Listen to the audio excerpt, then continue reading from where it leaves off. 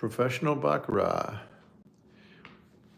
Well, we have a development today that's very interesting that I will be talking to all of you about tonight and explaining everything. This is the chop and streak, play both sides at one time strategy with a refinement from someone in the kingdom that is a brilliant mathematician. And as you guys come in, I'll be reiterating what I have just said here to preface it so that I'm not sitting here with dead air. But this is certainly worth looking at, what I'm about to do. Hey, Kevin, good evening. We got some interesting developments here that I want to cover tonight. And let's let everybody get in here and see what's happening. William Latta, how are you, sir? Good to have you tonight. Go. Howdy, howdy. Welcome, welcome. Everybody come on in so I can begin talking about what we're going to do tonight. And if you guys can follow it well enough, hey Trish, hey George, if you guys can follow it well enough, do some simulations on your own. But I'm going to simulate this the next few nights before I take it to the casino because I want to work on it in the lab ad nauseum. Hey JP. And find out for sure about it. Hey Chuck, this is the chop streak, two ways of playing that has been refined by a brilliant mathematician out there in the kingdom, and he had to go over it with me today for hours before I finally began to get it, and I don't want to say that I've got it yet. So tonight, I'm going to run a simulation of it so that you guys can see it. And I've also asked him, Michael Caruano from Australia, brilliant mathematician, came up with this refinement to allow us to play with one side and yet be still playing the two-sided game. He made the trick mathematically and to leverage situations, but we don't know yet until we work it enough times to see. And so tonight will be the first time I'm going to try to work it here. I asked Michael not to give me any corrections over the air, but to take notes and to send me an email tomorrow morning, and we'll restart tomorrow morning on corrections of anything that I have done wrong. But essentially what this does is, what Michael came up with was a mathematical way to play both the chop and the streak at the most advantageous times. And in a nutshell, it is this. The bet you make is the bet that would be the highest bet, whichever side it's on. The highest bet is on the chop, we're going to play the chop. If the highest bet is on the streak, we're going to play the streak. The lowest bet, of course, would be on the other side. And the way you leverage it is you change your bet from the highest level by subtracting the opposite side bet and then betting that amount. You'll see how it goes as we go. I'm going to be doing a D'Alembert up 4 units of $25, down 3 units of $25. As I have said before, this kind of D'Alembert does get a little tight and it's not the most advantageous. 450s and down 350s is really good. 4 100s and down 3 100s is really good, but it gets dangerous because you could be up in high numbers, but we've been there before.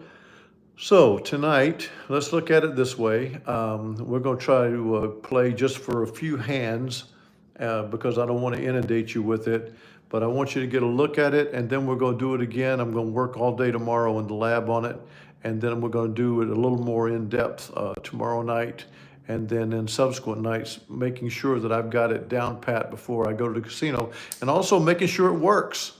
We don't know that it works right now. This is one of the great things about being in the lab and experimenting. We actually do not know. And so the first place I might make a mistake is I'm going to start with bets of $200 on each. I think that Michael may be wanting me to start on one particular side, but after this bet, we're going to be on one side from then on, betting the side that has the highest bet, and then subtracting from it what the other side's bet would be. So we have a $200 bet on both to begin with, And so let's see what we get here.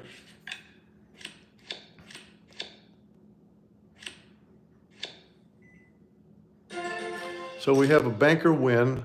I'm going to call that a plus 200. And then the chop is a loss, so that's a minus 200. So the streak would go to a bet of 125. And a chop would go to a bet of 300, up 4 units. So the 300 bet is going to get the bet, is going to be the bet this time. So we're going to bet the chop, and the chop would be the player. But what we're going to do is we're going to take the $300 bet and we're going to subtract 125 from it. So if we subtract 125 from 300, we get $175 as our bet. So we're going to bet $175 on the chop, and we're going to bet nothing on the streak. And this is the mathematics that Michael came up with. And Mike C. Hi, and Mark Myers has come in. Larry Gessler. Both of you guys came in at the same time. Larry Gessler and Ted Rogers. Good. I sent out envelopes to you two today with a little bit of an interest plus up in the envelopes. Larry, if I remember, you're in Florida, and Ted, I think, is in Tennessee. But I took pictures of the envelopes that went out today. My regrets for whatever's going on. I can't even find Angel. He's like underneath a pile of proposals or something. But I got those in the mail to you today, and thank you for your patience. So we have $175 we're going to bet on the chop, which would be the player bet. And what this is essentially is, instead of a $300 bet, which is what was called for on the chop bet, we reduce it by the $125 that we would be betting on the streak. And this is how the mathematics comes together. You bet, Ted, you're welcome, and Larry as well. So let's continue on just a few hands of this, because as I said, I'm not an expert at it yet, and I'm not going anywhere until I absolutely know what I'm doing. But here is the $125 on the chop. That would be the player. And so I'm sorry, $175. So we'll rebet that and try to win with the chopper. Okay, so we lost the banker one, so that would be the streaker. And so what we have now is we have a chop side that goes from 175 to 300, and we had a no bet over here from the 125. And so that's a 125 bet. And so what we would do is we have the $300 bet over here. So the bet is going to be a repeat of the, a repeat of the 175 bet. And like I said, if I get anything like this wrong, Michael's going to correct me on it. But so we're going to bet a 175 on the chop. This gives us plenty of time to make corrections if there are mistakes made. And Mike is saying that by not playing the banker, you're saving on the commission. But so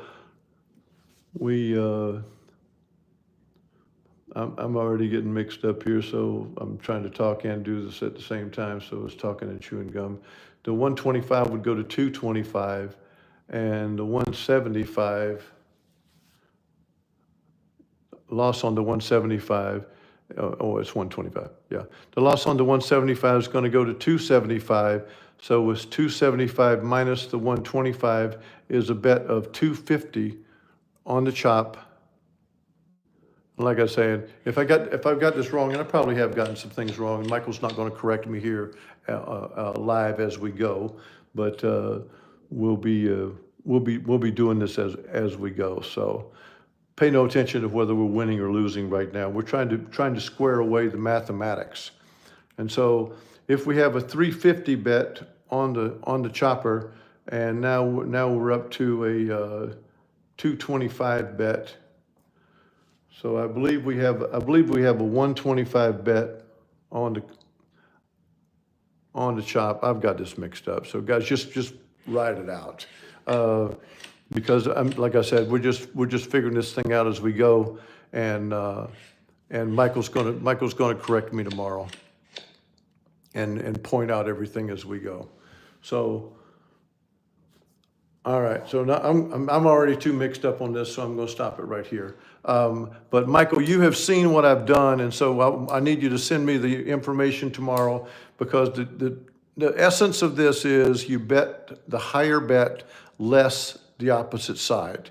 And so, taking for instance, let's say that the streak was at $200.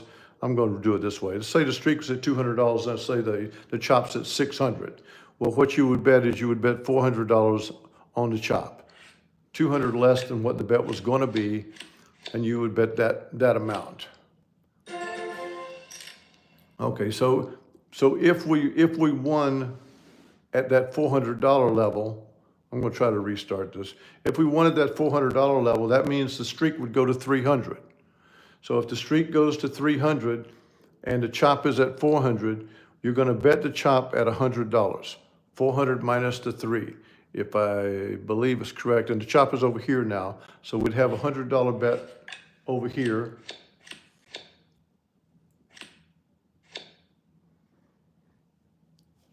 And that was the chop at $100, which would go to 2, and the streak would go to 4. So now we would play the streak bet at $200, and that would be here, betting the higher amount less the opposite amount.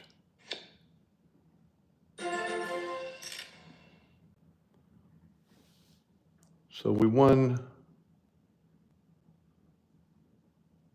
So we won on the streak bet, so that would go to 300.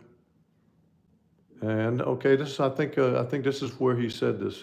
This goes to 300. All right, so I'm going to get some corrections from Michael. I hope I didn't confuse. There's no way I didn't confuse you worse.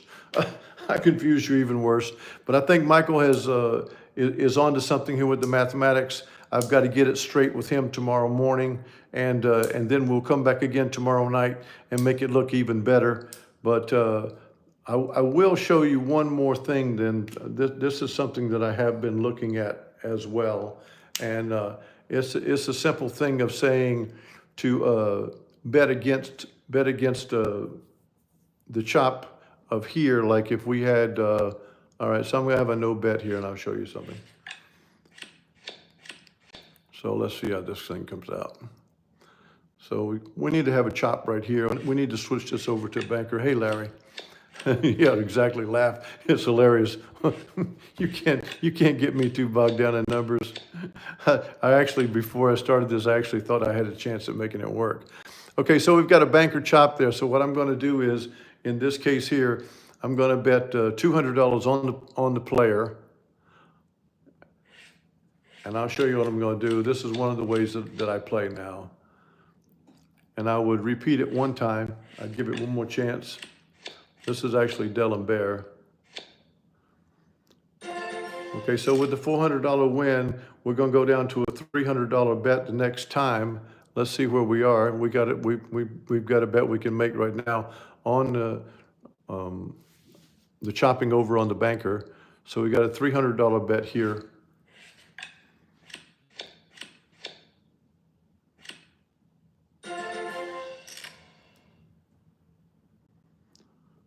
And with that $300 bet, we're going to go to a $200 bet because we're D'Alemberting down 4 units. And let's see what we got here. Okay, so we're going to go to a $200 bet on the player because that's the chopper. We're going to bet choppers only.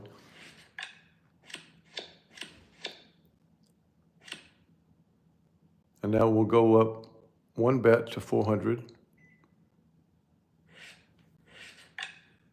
If we lose this, we're going to step out for a minute.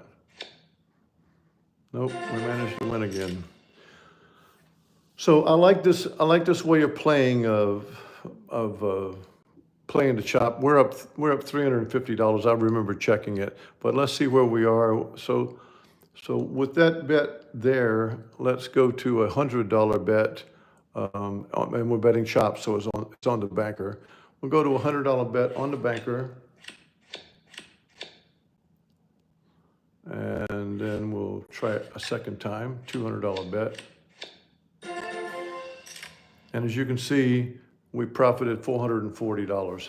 I do like this way of playing right here. It can run into different ways, but the essence of playing this way is yeah, exactly, Ted. Mine too.